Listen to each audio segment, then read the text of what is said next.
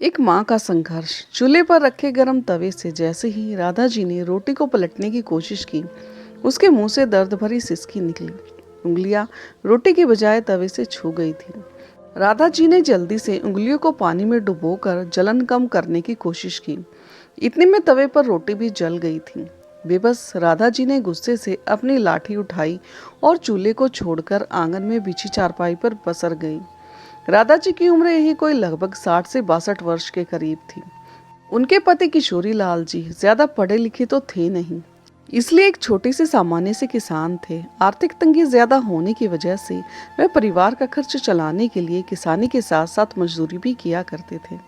अभी घर का गुजारा ठीक ठाक चल ही रहा था कि दुर्भाग्यवश एक दिन किशोरी लाल जी की हृदयघात से तत्काल ही मृत्यु हो जाती है। अब घर की सारी जिम्मेदारी राधा जी और उनके 18 वर्ष के बेटे संदीप पर आ जाती है। राधा जी के 4 संतानें हैं, जिसमें बड़ा बेटा संदीप और 3 बहनें हैं। समय गुजरता गया। संदीप ने जैसे तैसे करके कुछ खेती और मजदूरी करके माँ और 3 बहनों का भरण पोषण किया। तीनों बहनों की शादी करने में वह घर की जमीन भी जाती रही। जिम्मेदारियों को निभाते निभाते कब संदीप 32 वर्ष का हो गया पता ही नहीं चला। राधा जी ने नाते रिश्तेदारों में संदीप के रिश्ते की बात चलाई, मगर बढ़ती उम्र और गरीबी को देखकर सबने कन्नी काट ली। समाज वाले कहने लगे, भाई जमीन तो है नहीं, उम्र भी 32 होने को आई, ऐसे में कौन देगा अपनी बेटी। राधा जी को उम्र बढ़ने के साथ आंखों से भी दिखना कम हो गया था और उनके घुटनों में भी दर्द रहने लगा था। हाथ पैर भी कब तक साथ देंगे। राधा जी अपनी उंगलियों की पोरों को सहलाते हुए फिर से उठी और लाठी के सहारे चलकर चूल्हे के पास बैठ गई। वह बड़बड़ाई, कमबख्त, मौत भी तो नहीं आती, रोज रोज मरने से अच्छा है एक ही दिन मर जाऊं। चूल्हे के पास बिछे पटरी पर बैठकर तवे से जली रोटी हटाई और फिर से रोटियां बनाने लगी। भगवान भी क्यों बुलाएगा, उसने तो सारे दुख मेरी ही किस्मत में लिख दिए हैं, मत बुला। राधा जी ने रोटियां बनाकर कपड़े में लपेट कर रख दी, साबुत लाल मिर्च निकाली और नमक पानी डालकर चटनी पीस कर रख दी। फिर खाट पर लेट गई। संदीप कंधे पर फावड़ा लिए घर पहुंचा। राधा जी अभी किस्मत को कोस ही रही थी कि संदीप मुस्कुरा कर माँ के पास पहुंचा। क्या अम्मा, आज भी भगवान जी से शिकायत कर रही हूँ? हाँ, कर रही हूँ शिकायत। संदीप समझ गया माँ की उंगलियों के पोरों में छाले उभर आए थे। हाँ, कितनी बार कहा है, रोटियां मैं बना दिया करूंगा। कितना वक्त लगता है थोड़ी सी रोटियों में, जला ली ना अपनी उंगलियां। अपने बेटे के यह शब्द सुनकर राधा जी सुबकने लगी। माँ की यूं हालत देखकर दुखी संदीप भी रोने लगा। संदीप बोला, अम्मा, गलती भगवान की नहीं, मैं ही आपका लायक बेटा नहीं बन पाया, मैं ही नालायक निकला। कोई मेरे रिश्ते के लिए तैयार ही नहीं।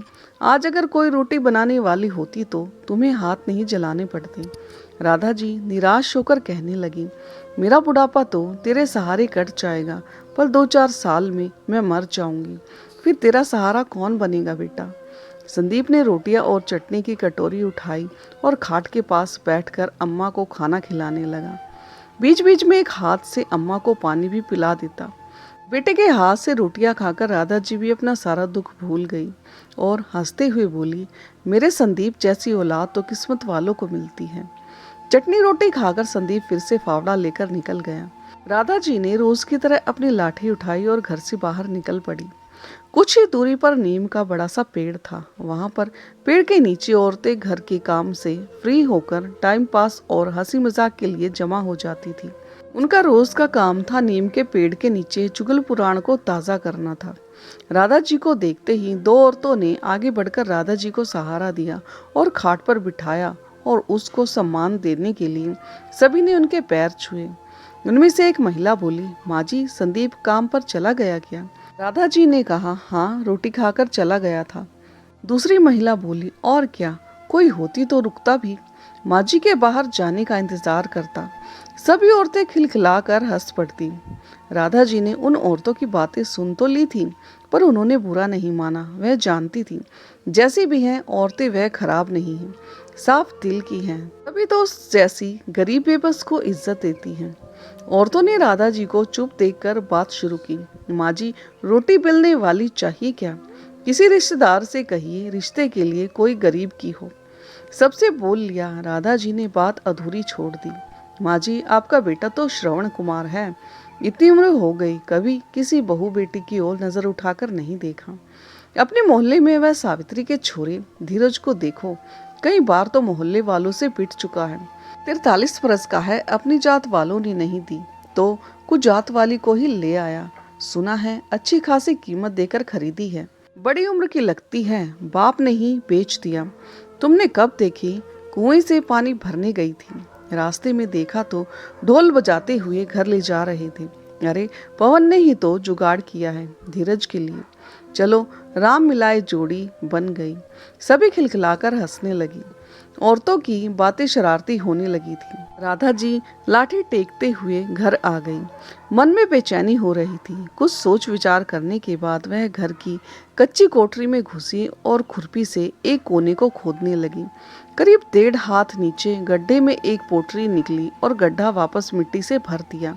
पोटरी को छप्पर में घोंसकर वह खटिया पर लेट गई। संदीप का काम से लौटकर आने का वक्त हो चला था, मगर राधा जी ने रात की रोटियां नहीं बनाई थी।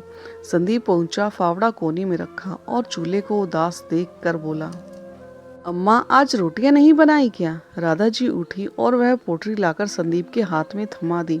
अम्मा यह क्या है? इसमें चांदी के जेवर हैं, मैंने बहू के लिए बचा कर रखे थे, इन्हें बेचकर बहू ले आ। संदीप हंसते हुए बोला, अम्मा पागल हो गई हो क्या? वो कोई बाजार में बिकती है जो ले आऊं? हाँ बिकती है, उस पास के मोहल्ले का धीरज लेकर आया है, आज पैसा देकर तुम भी ले आओ। फिर संदीप कड़वाहट भरे शब्दों में कहने लगा, अम्मा गांव में थू हो जाएगी, नाते रिश्तेदार सब क्या कहेंगे, सब आना जाना बंद कर देंगे। क्यों होगी थू? इतनी ही चिंता है नाते रिश्तेदारों को तो क्यों नहीं करा देते तुम्हारा ब्याह? किसी ने पूछा है आज तक तुमसे? मरते मरते उंगलियां चलाऊं मैं, जीते जी सुख नहीं देखा, बिना पोता पोती का मुंह देखे मारना चाहता है मुझे। राधा जी फवक कर रो पड़ी। अम्मा के आंसू संदीप से देखे नहीं गए। रुआसी आवाज में बोला, अम्मा अच्छा ठीक है तुम रो मत, मुझे तुम्हारा रोना नहीं देखा जाता, तुम जैसा कहोगी वैसा ही करूंगा, तेरे सिवाय मेरा है ही कौन इस दुनिया में, अब चुप हो जा। संदीप की बात सुनकर राधा जी के आंसू थम गए। वह ऐसे खुश हो गई जैसे बेटी की सगाई पक्की हो गई हो, जैसे बहू आने वाली हो। राधा जी की खुशियों को पंख लग गए। पूरी उमंग के साथ उठी और उल्लास भरे मन से संदीप के लिए झटपट खाना बना दिया। सुबह होते ही संदीप साइकिल लेकर बाजार गया और उन चांदी के गहनों को बेच दिया। वापस लौटकर उसने अम्मा के हाथ पर 20,000 रुपए रख दिए। राधा जी ने पूछा, बस इतने ही? अम्मा चांदी का भाव ही क्या है, सुनार ने काट कर इतने ही दिए। राधा जी ने आश्चर्यचकित होकर संदीप से पूछा, पर बेटा इसमें तो बहू कैसे आएगी? मैं क्या जानूं, तुमने कहा तो मैं बेचकर आ गया, अब मैं नहीं जानता। राधा जी बोली, तू पवन से बात कर, कोई ना कोई रास्ता निकल आएगा। राधा जी की आंखों में पनप रहे सपने मुरझाने लगे। गरीब की खाई में उनकी हसरतें फिसलती और मरती जा रही थी। गरीबी ना होती तो संदीप के पिता इलाज की कमी के कारण हृदयघात से क्यों मरते? संदीप अपनी उम्मीदों को क्यों दफन करता? इस झोपड़ी में मायूसी ना होती। दादी कहने वाली तोतली आवाज गूंजती। गरीबी ने सब उम्मीदें खत्म कर दी थी। गरीबी एक बार फिर सपने के आकार लेने से पहले ही रोड़ा बन गई। संदीप खुद ही किस्मत को कोस रहा था। अम्मा को बुढ़ापे में सुख न दे सका। 20,000 में भैंस नहीं आती तो बहू कहाँ से? उम्मीद तो नहीं थी, लेकिन अम्मा की जिद की खातिर संदीप पवन के घर चला गया। कुंडी खटकाई। पवन लंगड़ाते हुए बाहर निकला और पूछने लगा, संदीप तुम यहाँ कैसे? बस ऐसे ही भैया, आओ बैठो। काफी देर तक इधर उधर की बातें करने के बाद भी संदीप के मुंह से असली बात नहीं निकली। संदीप के चेहरे के भाव देखकर पवन ने मसला भाप लिया। बोला, संदीप तुम्हारे ब्याह का क्या हुआ? कुछ बात नहीं। नहीं भैया, इसी आस से आपके पास आया हूँ। आस से मतलब? भैया जैसे धीरज को औरत दिलवाई वैसे मुझ पर भी मेहरबानी कर देते। पवन को जैसे झटका सा लगा। वह गुस्से से बोला, संदीप तुम क्या समझते हो मुझे? मैं औरतों की दलाली करता हूँ क्या? अरे नहीं भैया, मुझ पर यह पाप न चढ़ाओ। किसी का घर बसाना पुण्य का काम होता है। स्वार्थ की दुनिया में आप भगवान से कम नहीं हैं। भगवान से तुलना होते ही पवन का गुस्सा हवा हो गया। वह गर्व के साथ बोला, वह सब तो ठीक है संदीप, पर कोई बाप अपनी बेटी यूं ही नहीं देता। उसकी 10 मजबूरियां और बेबसी होती है। उसके बदले पैसा लगता है। कितने पैसे लगेंगे भैया? संदीप ने हिचकिचाते हुए पूछा पवन से। अब यह तो वही बता सकते हैं कितने लगेंगे, 40,000 या 50,000। भैया मेरे पास इतने पैसे कहाँ हैं। सोचा था तुम्हारी कृपा से घर बस जाएगा। कितने हैं तुम्हारे पास, पवन ने पूछा। मेरी हालत आपसे छुपी थोड़ी है, 15,000। देखो संदीप, अम्मा के बुढ़ापे की खातिर मैं किराए विराए का खर्च छोड़ भी दूं तो भी 30,000 से कम में बात नहीं बनेगी। सोच लो भैया, अम्मा की खुशी की खातिर ही तो बहू चाहिए, मरते मरते अच्छे दिन देख लेगी, संदीप ने कहा। पवन कुछ देर मौन रहने के बाद सोच विचार कर बोला, अम्मा की खुशी की बात है तो एक काम कर सकता हूँ। जिंदगी भर के लिए ना सही, कुछ सालों के लिए ही खरीद लो। 5 साल के लिए उधार दिलवा दूंगा। अम्मा तो इससे ज्यादा जिंदगी जिएगी नहीं। पवन की बातें सुनकर संदीप को झटका सा लगा। कुछ साल के लिए? मैं तो जीवन भर किसी की बेटी को सम्मान पूर्वक जीवन देना चाहता हूँ। संदीप चिंता में डूब गया और फैसला कठिन था। मन तो हुआ कि मना कर दे, मगर तभी अम्मा के चेहरे पर तैरती मुस्कान याद आ गई। भैया अगर मैं 5 साल बाद पूरा पैसा दे देता हूँ तो फिर तुम्हारी, अगर नहीं दे पाया तो वह रुकेगी नहीं, सोच लो। ठीक है भैया, पर अम्मा को मत बताना कि सिर्फ 5 सालों के लिए ही उनकी बहू आ रही है, दुखी हो जाएगी। संदीप ने कहा तो बात पक्की समझू। हाँ हाँ, बात पक्की हो गई। दूसरे दिन संदीप ने 15,000 पवन को दे दिए और पवन वादे के मुताबिक 1 हफ्ते बाद 35-36 साल की औरत अपने घर ले आया। हाव भाव से मजबूर और सहमी सी नजर आ रही थी। नाम था सविता। अम्मा तो अपनी बहू सविता को देखते ही निहाल हो गई और अपनी बहू की बलाए ले रही थी। खूब प्यार किया। उसी शाम बढ़िया साड़ी, शॉल, सैंडल और सजने संवरने की चीजों का बॉक्स लाकर सविता को दे दिया, जो उन्होंने बरसों से ही अपनी बहू के लिए सजो कर रखा हुआ था। संदीप दूल्हा बना और गाजी बाजी के साथ सविता को दुल्हन बनाकर अपने घर ले आया। गांव में हल्ला मच गया और थू थू होने लगी। यहाँ तक कि संदीप के गांव में बहिष्कार की बातें भी होने लगी। सब ने संदीप को कोसना शुरू कर दिया था। पास पड़ोस के लोग और रिश्तेदारों ने तो रिश्ता ही खत्म कर लिया। परंतु अम्मा के घर बरसों बाद खुशी आई थी। उसके पैर जमीन पर नहीं पड़ रहे थे। दूसरे ही दिन से सविता ने चौका चूल्हा संभाल लिया। जितना सोचा था सविता उससे भी ज्यादा अच्छी निकली। पानी भरकर लाती, कपड़े धोती और यहाँ तक कि सोने से पहले अम्मा के पैर भी दबाती। सविता ने पूरे घर को बहुत अच्छे से व्यवस्थित कर लिया था। सविता के आने से घर स्वर्ग सा सुंदर बन गया था। कुल मिलाकर हर तरीके से सविता सुशील धर्म पत्नी साबित हुई। वक्त पंख लगाकर उड़ने लगा। करीब 1.5 वर्ष बाद सविता ने सुंदर से बेटे को जन्म दिया। संदीप की सूनी जिंदगी में बहार आ गई और अम्मा को खिलाने के लिए खिलौना मिल गया था। अब तो अम्मा की रंगत भी बदल गई। दिन भर अपनी पोती के साथ खेलती और हंसते हुए कहती, अब तो इसका ब्याह देखकर ही मरूंगी। दुखों के सागर में सुखों का टापू मिल गया। संदीप मजदूरी से फुर्सत मिलते ही घर पहुंचता। सविता कंधे से फावड़ा लेकर रख देती, पानी देती, प्यार से खाना खिलाती। अब संदीप अपने बुरे दिन भूल गया। सविता बोलती कम थी। बच्चे की उछल कूद ने घर को खुशियों का आंगन बना दिया था। घर में प्यार और सुख की महक बस गई। देखते ही देखते 4 साल बीत गए।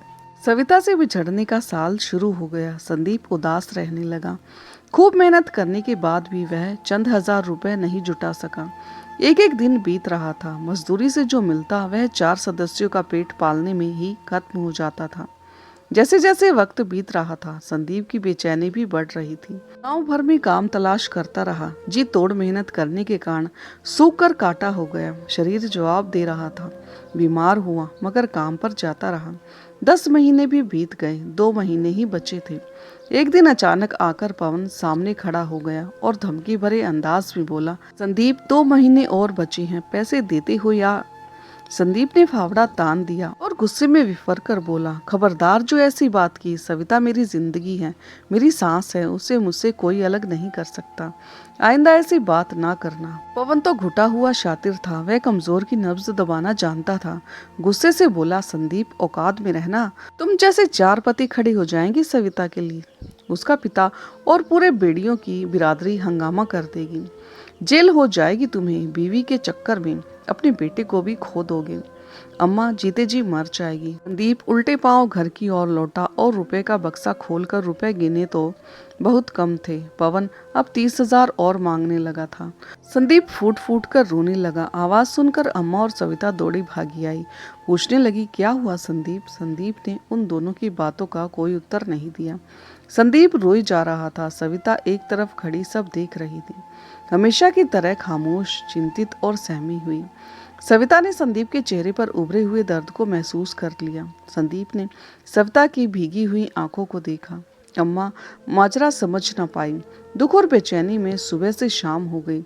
उम्मीद की कोई किरण नजर नहीं आ रही थी। संदीप बिना खाना खाए रोते रोते ही सो गया। अचानक आधी रात में सोते सोते संदीप चीखने लगा, रुक जाओ, मेरी सविता को मत लेकर जाओ, मैं इसके बिना जिंदा नहीं रह सकता। हड़बड़ाकर सविता उठी। संदीप की आवाज सुनकर अम्मा दौड़ी चली आई। बच्चा सहम गया। अम्मा बोली, क्या हुआ बहू, यह चीख क्यों रहा है? सविता हमेशा की तरह खामोश, बेचैन और चिंतित। अम्मा इन सब बातों से अनजान थी, नहीं समझ सकी।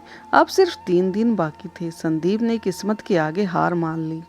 उसकी हालत पागलों जैसी हो गई। बस एकटक अपनी पत्नी सविता को घूरता रहता। सविता संदीप से नजरें चुराकर खुद को व्यस्त रखती। चढ़ने की बेला आ पहुंची। आज आखिरी शाम थी। सुंदर ने 3 दिन से मुंह में निवाला तक नहीं लिया था। सविता ने अम्मा के काफी देर तक पैर दबाए, बेटे को सीने से लगाकर खूब प्यार किया। बेटे को अम्मा के पास लिटाकर संदीप के पास पहुंची और संदीप के सीने से लग गई। दोनों के आंसू रुकने का नाम नहीं ले रहे थे। सविता पहली दफा फूटी और दोनों हाथों से कसकर संदीप को पकड़कर बोली, मुझे बचा लीजिए, मैं तुम्हें छोड़कर जाना नहीं चाहती। मुझे अपने बेटे और अम्मा से अलग मत होने दो। दोनों फूट फूट कर रो पड़े। रोते रोते सुबह हो गई। पंछियों की मधुर आवाज फिजाओं में गूंजी। दीप ने सविता को हाथ पकड़कर कहा, तुम्हें मुझसे कोई अलग नहीं कर सकता, भगवान भी नहीं। इतना कहकर सुबह 5 बजे ही बाहर निकल गया। सविता की हालत बिल्कुल ऐसी सुहागन की थी जिसे कुछ देर में विधवा का आभास हो चुका था। उसे एहसास था कि शाम को किसी भी वक्त उसकी विदाई हो जाएगी और उसे संदीप से अलग कर दिया जाएगा। दोपहर 3 बजे संदीप मिठाई के डिब्बे के साथ घर लौटा और खुश होता हुआ बोला, सविता अब ये उदासी छोड़ो, अब कोई तुम्हें मुझसे, मेरे बच्चे से अलग नहीं कर सकता। पवन के मुंह पर पूरी रकम मार कर आया हूँ, पर इतने पैसे? हाँ, अब कोई चिंता नहीं। खुद को 2 सालों के लिए गिरवी रख दिया है मैंने रामधारी चौधरी के यहाँ 35,000 में 2 साल मजदूरी करूँगा। संदीप ने खुश होते हुए बताया। सविता सिहर गई। यह तुमने क्या किया? घर कैसे चलेगा? यह मुझे नहीं पता। खुद को गिरवी रखने से ज्यादा कीमती मेरे लिए तुम हो सविता। लेकिन रोजी रोटी का इंतजाम? लंबी खामोशी के बाद सविता पहली बार चहकी, मुस्कुराई और संदीप के गले लग गई और बोली, तुमने मुझे नर्क में जाने से बचा लिया, मेरा आंचल खुशियों से भर दिया। औरत होने का सच्चा सुख दिया है तुमने। मेरे उद्धार की खुशियों के लिए तुमने खुद को गिरवी रखा। अब तुम्हें मुक्ति दिलाने का हक मुझे दे दो। और सविता ने संदीप का फावड़ा अब अपने कंधे पर रख लिया। तो दोस्तों, आपको ये कहानी कैसी लगी और कहानी का कौन सा हिस्सा आपके दिल को छू गया, कमेंट करके ज़रूर बताएं। और हाँ, चैनल पर नए हो तो चैनल को लाइक, सब्सक्राइब और शेयर करना ना भूलें। तो मिलते हैं एक नई कहानी के साथ। तब तक के लिए धन्यवाद।